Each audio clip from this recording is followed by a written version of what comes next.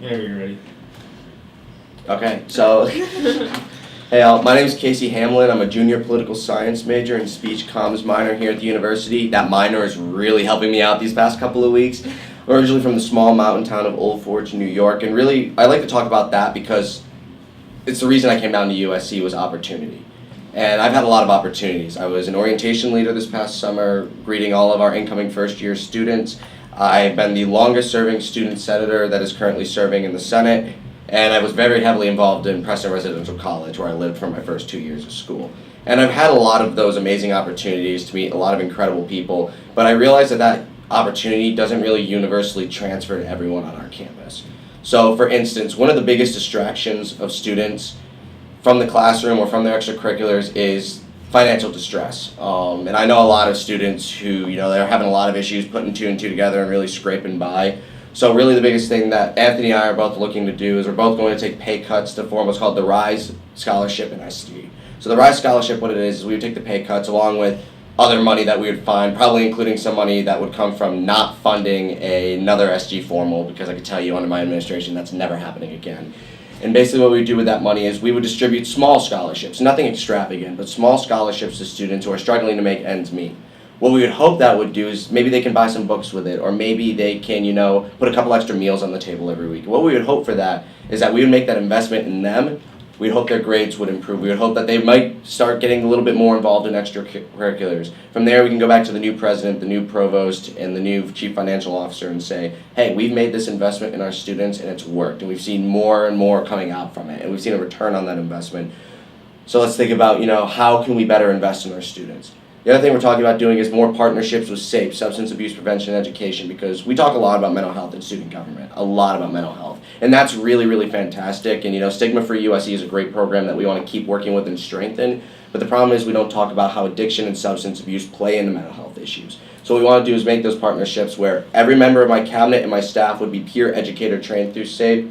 We would also work mostly through Anthony's office because he'd be running programming as vice president to really create that programming, and part of Stigma Free USC would be more SAPE involvement and maybe looking at another week or an aggressive marketing campaign or something to really push that these are your resources if you need help to connect you to that help.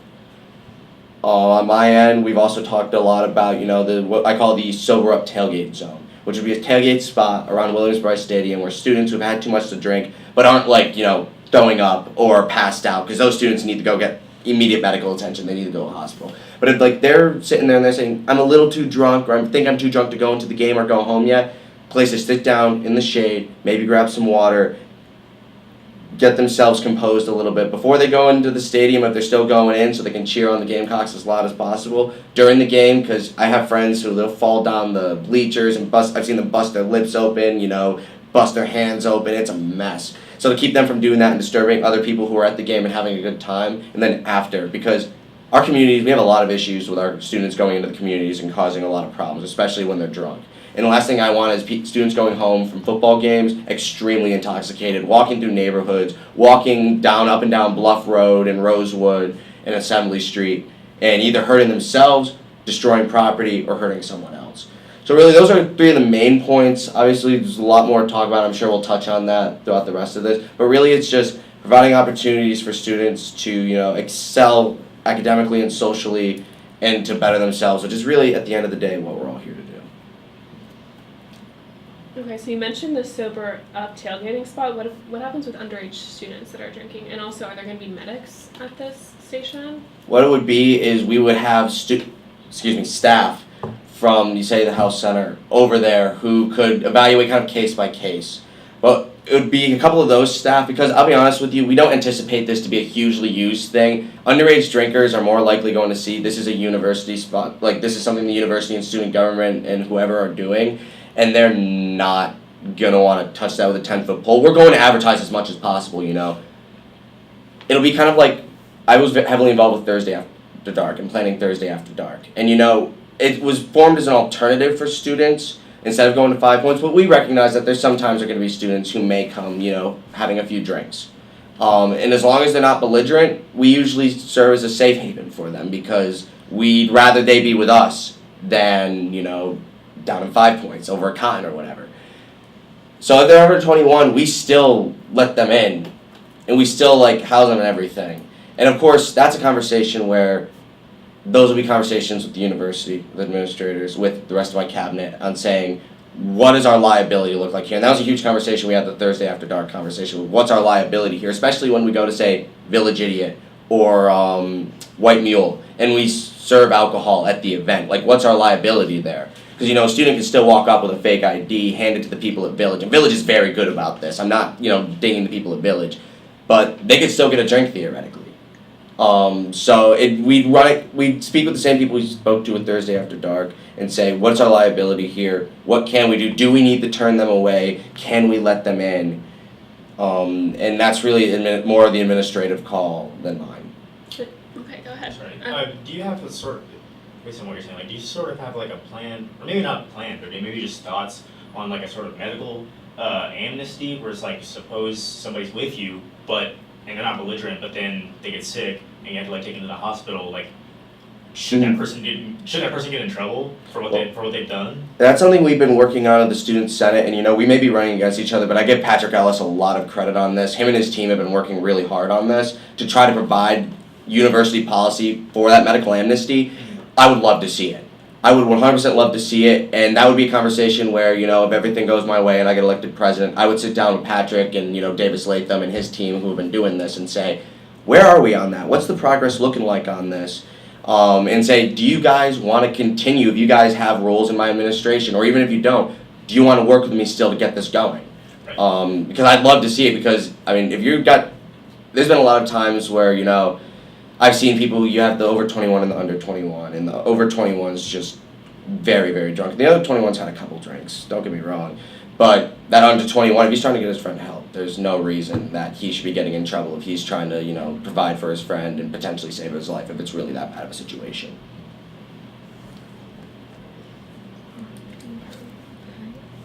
Talking about that program, you admitted saying that you don't think it's going to be very popular.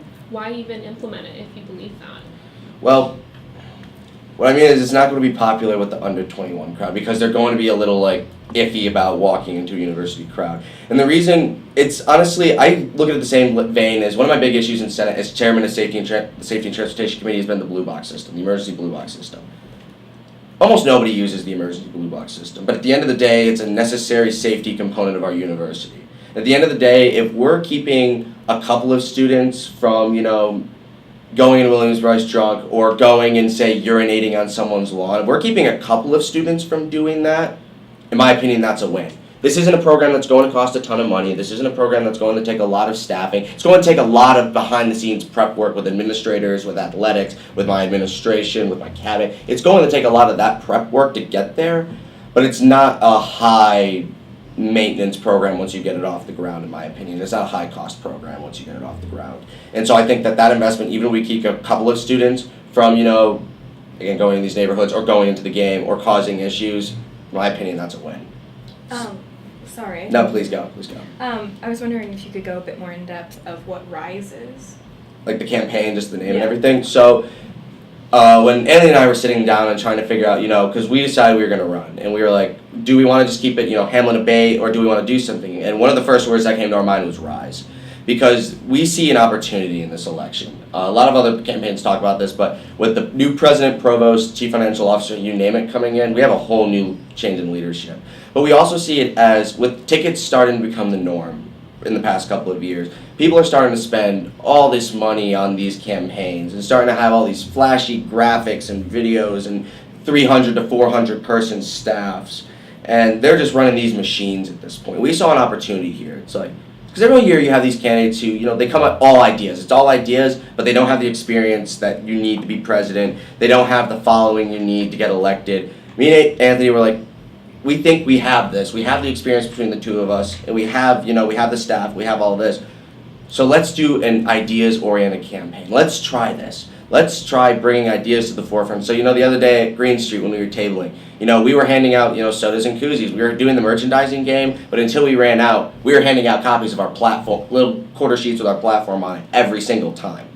So we said, you know, this is an opportunity, this is an occasion that we can rise to, and it sounds, trust me, it sounds corny and it sounds cheesy, but I swear to God, that's how we did it. But it was just really, the idea of a bunch of students, a broad coalition of students who, most of our staff have nothing to do with student government before we asked them to be on our staff. Because we wanted that perspective, we wanted that experience, but we were really saying we can rise and our staff can rise and our supporters can rise for every single Carolinian, not just one specific subgroup of it. And that's really what our platform encompasses. That's really what our campaign has tried to do. We have students on our staff involved in, we have them in student media, we have some from athletics, we've got some who aren't really involved in anything at all. We do have a couple who are involved in student government. I know it hasn't been very active this year, but one of our team members is I believe the vice president of the Carolina Cornhole Club. So we're really just diversifying our palette and just having everyone rise for a common goal, and that's better in Carolina. You mentioned the finances. Do you think candidates should disclose how much they spend on campaigns? I'm actually proud that I was one of the senators who introduced to the Rules Committee this year a bill that would have required, first of all, set a campaign spending limit. And secondly, would have required throughout the campaign for candidates to give out that information to the Elections Commission.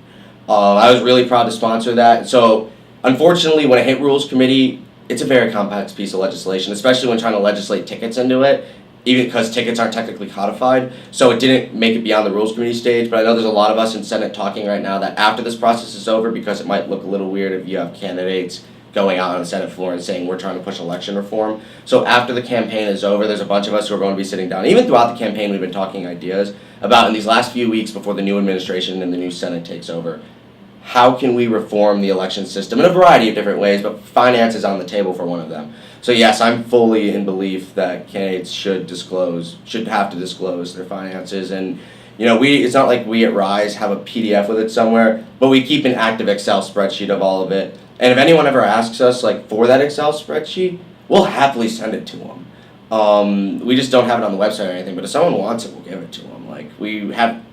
We're not spending that much money. I know we're getting blown out of the water on campaign spending, so that's fine. I don't care. If someone wants to see it, let them see it.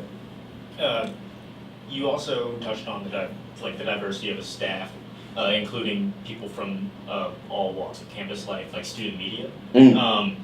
That being said, how important is the relationship between student media and student government to you? Recently it's been, I don't exactly know because I'm not on the exec side of it, but I know on the student government side and the Senate side, not exactly the biggest fans of y'all as a whole, as a body right now, and I'm sure y'all know that, but that's a problem. Because at the end of the day, we want y'all covering what we're doing. We want to be in my opinion, we should be as transparent with y'all as humanly possible. And so as president, my idea would be just more transparency. It's a matter of, okay, this is our budget. We're going to not only send it to y'all, but we're going to send it to y'all with an explanation of every single little bit in there. We're going to direct my staff to do that for y'all. And we're going to ask the treasurer, because again, the treasurer is an autonomous office, but we're going to say y'all should definitely be on top of that with student media. We want to be more available in the office. So for instance, say during campaign season too, you look at it, I see a lot of y'all with the binder every day, looking through the binder with the violations and everything. And what we want to be able to do is say, you don't have to look through the binder. Come talk to us about it. Come say hi, and we'll tell you everything that's going on. Come talk in a meeting. My cabinet, I want y'all to be there as much as humanly possible. I want my cabinet members to be open to y'all as much as humanly possible. It's just, I don't know exactly what this current administration, what their policies with y'all are or how they, handle the student media as much, but I'm all for transparency. I'm of the idea that if you've got nothing to hide, there's no reason to have a rough relationship with the student media. And I'm not always gonna like what y'all report, probably. Just to be honest with you, no public official, no elected official ever likes everything that y'all in print or what SGTV, puts out. But at the end of the day, that's y'all's job, and I want to help y'all do it as easily as you can. You mentioned transparency, but how would you actually go about implementing transparency through more than just media, but to the whole student body? It would be, so a lot of other campaigns, especially the treasurer candidates, keep touching on it, but we would be keeping a live feed, and this is more the treasurer's office purview, but this would be a directory on our end, to make sure that you have a live feed of where all of our funds are, where every single bit of our funds are. I would be requesting to the finance committee, because again, that's mostly the speaker's purview. A lot of the transparency stuff, the problem is it lies with the treasurer because it's money, or the Senate Finance Committee because it's money. And most transparency is money. But it would be very much just making sure the finance committee, when they allocate money, that they explain it to you. When the Senate, puts out money from the new initiative fund, I would sit down with either, Nick Hooks or Taryn Moyer or Davis Latham and say, when you all pass stuff through the new initiative fund in the Senate, there needs to be explanations as to what it is. When my office requests money from the new initiative fund, you can bet we're going to have a write-up with the full receipts. And not only are we sending that to the Senate, but we will make sure that someone from my office sends a copy to the student media. Make sure it's not just available in our public information folder, but also available through even social media. I'm fine with that. Whatever it takes to get it out there, especially when it comes to requests and budget items like, say, the SG formal. It's in my platform that as president, I would refuse to sign a budget with a student government formal on it. I would veto it, and if they override the veto, I would direct my office, and Anthony would do the same, to make sure that neither of our offices are putting it on. And, that's one event, and that's one thing, but that's also just a dedication to, we've seen mistakes in transparency and how that's come back to bite us in the past. We're going to learn from them, and no matter how much people in student government moan and grumble about us not having a fancy party for ourselves, at the end of the day, it's what we're going to do because it's the right thing to do, it's the transparent thing to do. At the end of the day, we shouldn't be spending thousands of dollars of students' money, y'all's money, my money, their money, on a big fancy party for ourselves. And if we do spend students' money, I want to make sure that we're telling y'all why, I want to make sure we're telling the students why, and that's not just for my office, I want to make sure the other execs are doing so as well.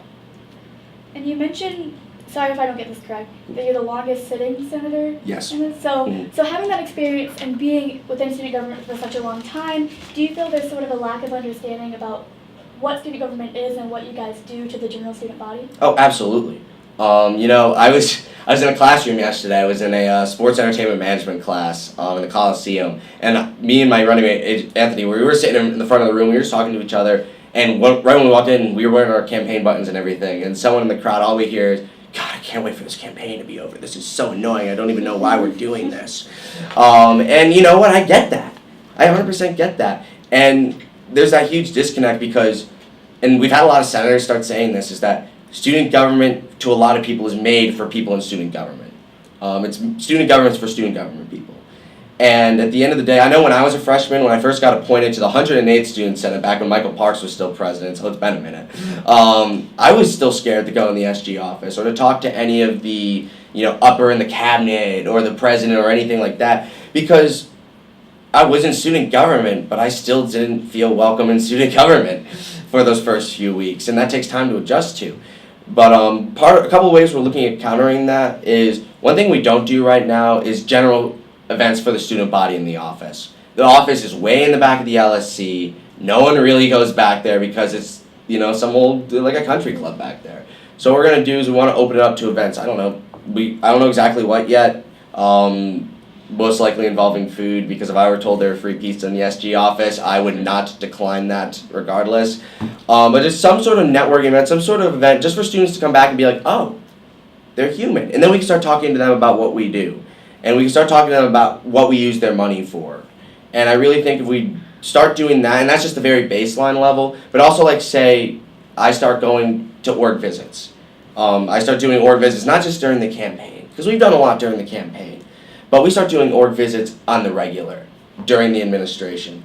In part of Anthony's office is he wants to start doing partnerships. He wants every student government program to have a student organization partner.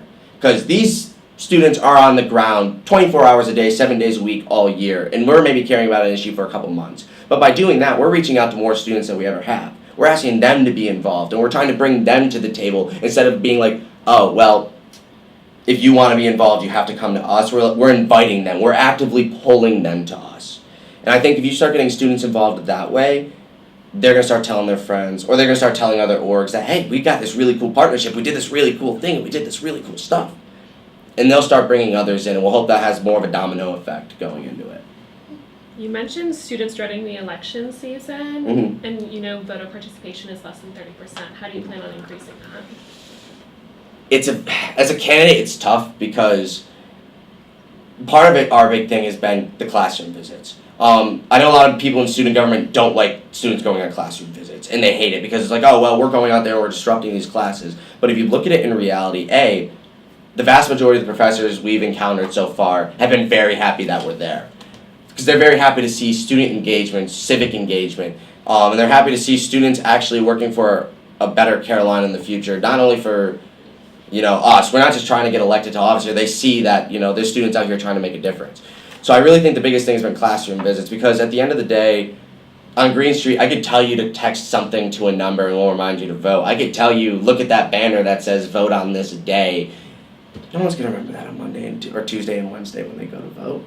So it's really getting the classroom saying, hey, listen, you are a diverse range of students. Because unlike orgs you get students who have a very similar, sometimes it's background, sometimes it's, identities, sometimes it's interests. And instead of you're only getting that one block of students, you don't know who's coming. The only similarity they have is that they're in the same class and probably in the same major. But then you get these bigger classes where, you get your entry-level classes, 500. I was in a 500-person business class the other day, or like intro something to business class the other day. And you just get such a broad, diverse structure, and you say, hey, I'm taking time out of my day to come to your classroom and say, this is when you vote, this is how you vote. I'm asking you to vote for me, and I always make sure to end my speeches with, I don't care who you vote for, except I'd love you to vote for me. I would really love you to vote for me.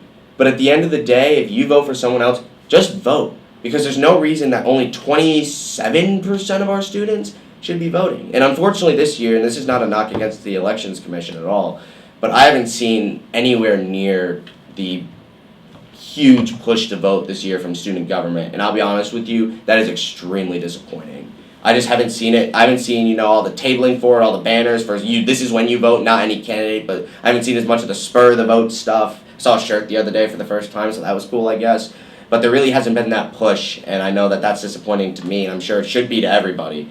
And I know that, I'm honored enough and I'm lucky enough to be president next year. Once it comes around election time, that's going to be something we really focus on, is how can Elections Commission do that? Because at the end of the day, when we do it, it's always going to be seen through a more cynical lens, because you're trying to get people to vote because you want them to vote for you, and that turns people off sometimes. So we're trying our best on our end.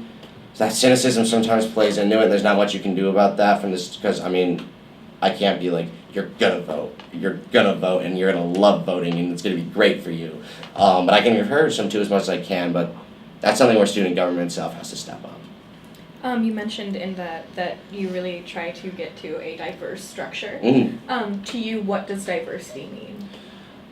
You look at it just diversity by itself is, I'm always proud to talk about how I'm an openly gay candidate. And I always talk about how, before I came down, I'm from the North. So we have a very preconceived notion of what the South is up North. And I'll never forget, I had my mom, I had my aunts and uncles, cousins, you name it, telling me, don't go down there. They don't like people like you down there. They really don't like people like you down there. And I said, you know what? That's what we think.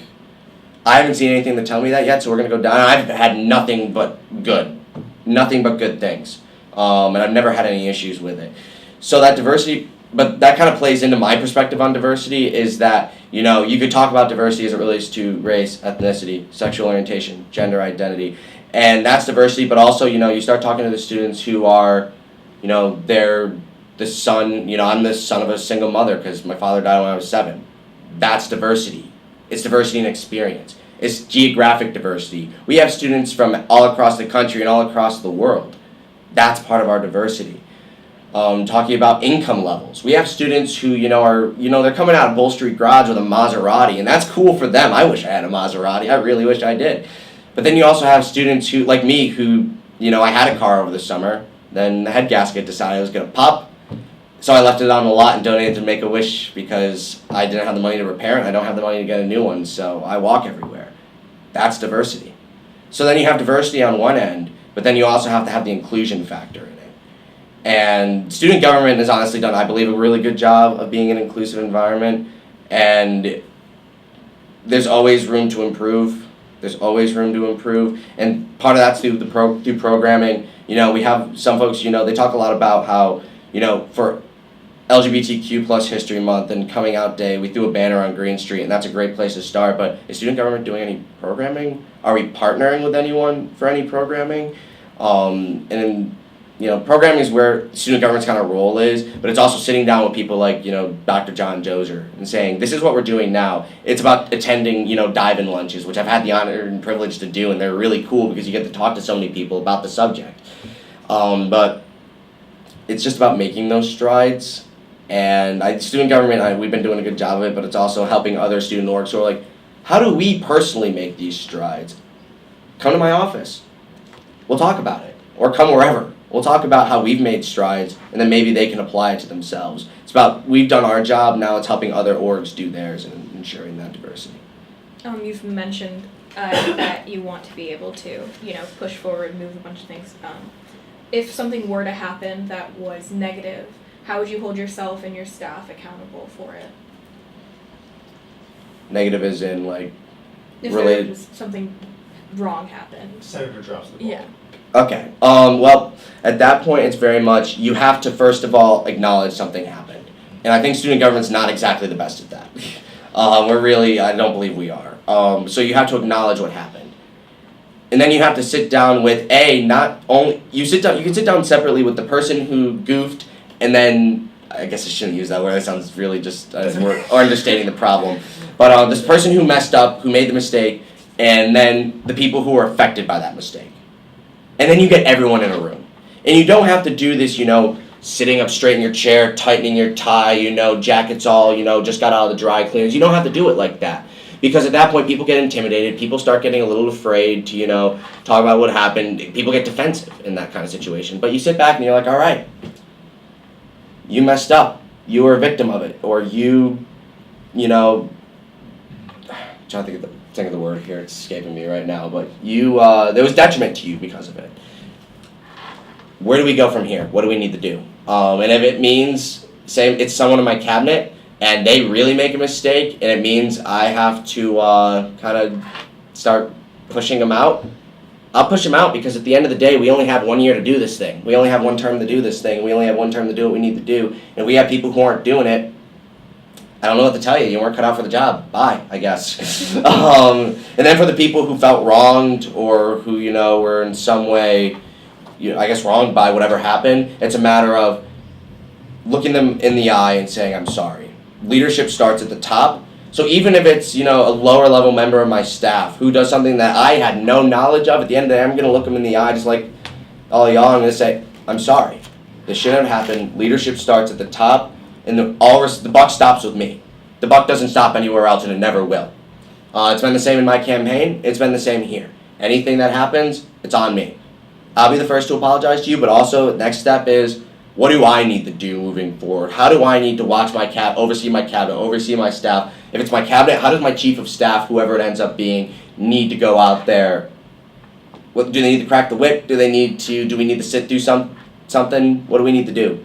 And it sounds really vague, and I know that all sounds really vague, but it really does come down to buck stops with me. I'm going to apologize for it personally because it's my responsibility, and we're going to figure out what the next steps need to do, and it's all case-by-case situational at that point from there on. Technically, you are right in the sense that if you win, you've got one term to do whatever it is you need to do. But I mean, are you still looking at programs, initiatives that may take longer than a term? 100%, because say with the RISE scholarship, for instance, Right. That's going to take some time to put in place, because we ran into the same thing when, again, credit to Pat Ellis, I guess this is turning into a Pat Ellis commercial, but props to him, because we talked a lot about swipe out hunger and how student government getting that in the process, that took forever. That took a lot of administrative talking. That took a lot of, sitting in conference rooms amongst student government members, amongst staffs, amongst administrative people. So I think the SURI scholarship, you're not going to see it fall semester when we come back. You'll see what we're hoping for. The timeline is you'll see a pilot program in the second semester of next year. A pilot program, nothing huge, just so we can see, does this work, and then it would be up to the next administration to, if the pilot program is successful, to continue carrying it on. And in that transition period, I write the transition document, I get them ready to go when they get into the next term. It'd be sitting down saying, this is what's worked for us in the pilot, this is what hasn't. You have my number, you have every way to get in touch with me. Let's make this work, but the ball's in your court on continuing to make it work. We'll lay the groundwork for them, we'll get it started, but at the end of the day, to keep it going in future administrations, that's going to be on that president. Before we wrap up here, is there anything that you feel you didn't get a chance to say in the last half hour, something we didn't ask you about? Just